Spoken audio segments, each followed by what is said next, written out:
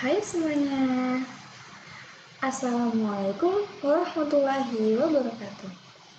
Selamat pagi dan salam sejahtera untuk kita semua. Yang terhormat, pada Bapak Hari Setiawan selaku dosen pengampu mata kuliah Teknik Presentasi RC, serta teman-teman semua yang saya banggakan.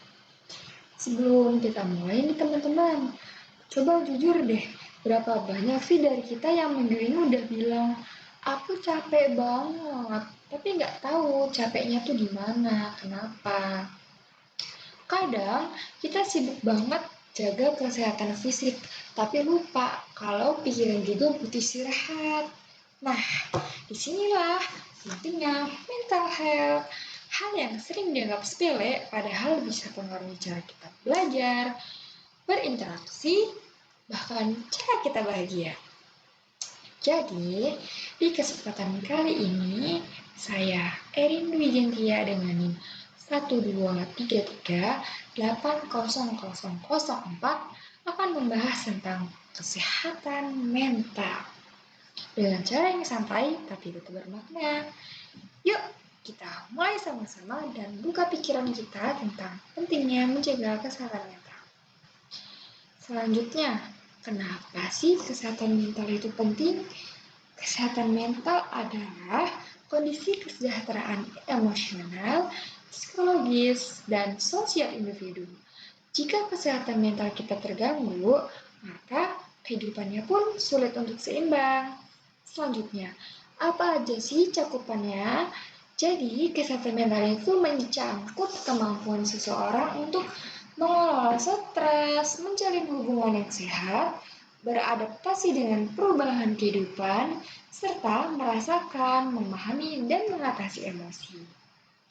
Faktor-faktor yang mempengaruhi kesehatan mental itu ada 5 teman-teman.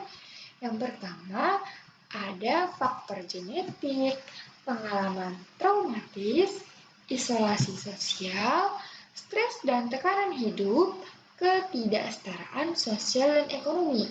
Oke, kita bahas satu-satu. Jadi yang pertama itu ada apa tadi? Faktor genetik. Ialah kesehatan mental bisa dipengaruhi oleh keturunan. Jika ada riwayat gangguan mental pada keluarga, misalnya depresi, bipolar, atau yang lain-lain, kemungkinan anggota keluarganya lain pun rentan untuk mengalaminya. Genetik juga tuh tidak otomatis membuat seseorang pasti sakit, tapi bisa meningkatkan risiko. Yang kedua adalah pengalaman traumatis. Peristiwa buruk atau menyakitkan yang pernah dialami seseorang. Contohnya ada kekerasan fisik, emosional, pelecehan, kecelakaan, atau yang terakhir, kehilangan orang terdekat. Trauma yang tidak diatasi bisa memicu gangguan kecemasan, depresi, atau PTSD.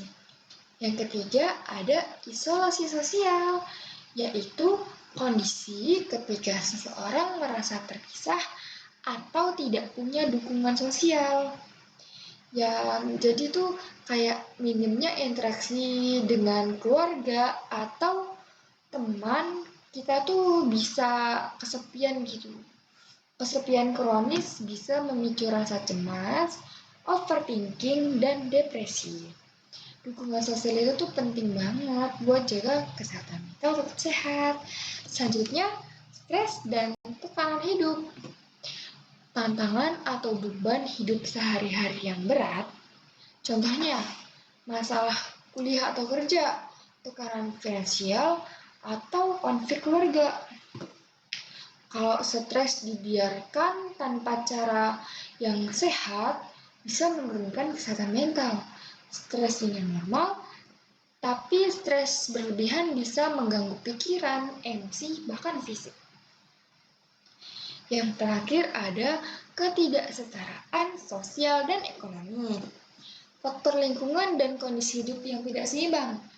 Hidup dalam kemiskinan, diskriminasi, atau sulit mendapat layanan kesehatan bisa meningkatkan risiko masalah mental, teman-teman. Orang yang kesulitan ekonomi lebih sering rentan merasa cemas, putus asa, atau tertekan. Jadi semoga kita dilancarkan rezekinya ya Allah, amin. Selanjutnya, kapan kesehatan mental itu mulai terganggu?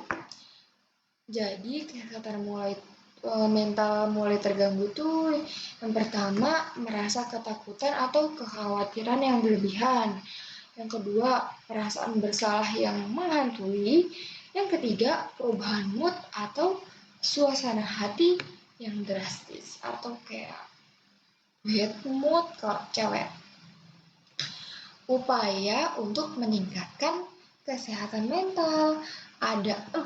Yang pertama, terapi psikologis. Yang kedua, meditasi. Yang ketiga, olahraga. Dan yang kelima, mengatur pola makan. Selanjutnya, upaya untuk meningkatkan kesehatan mental. Yang pertama, menghindari kebiasaan buruk. Yang kedua, memperkuat dukungan sosial. Yang ketiga, tidur yang cukup. Yang keempat, mengembangkan keterampilan coping. Yang kelima, mengurangi stres. Peran dukungan sosial.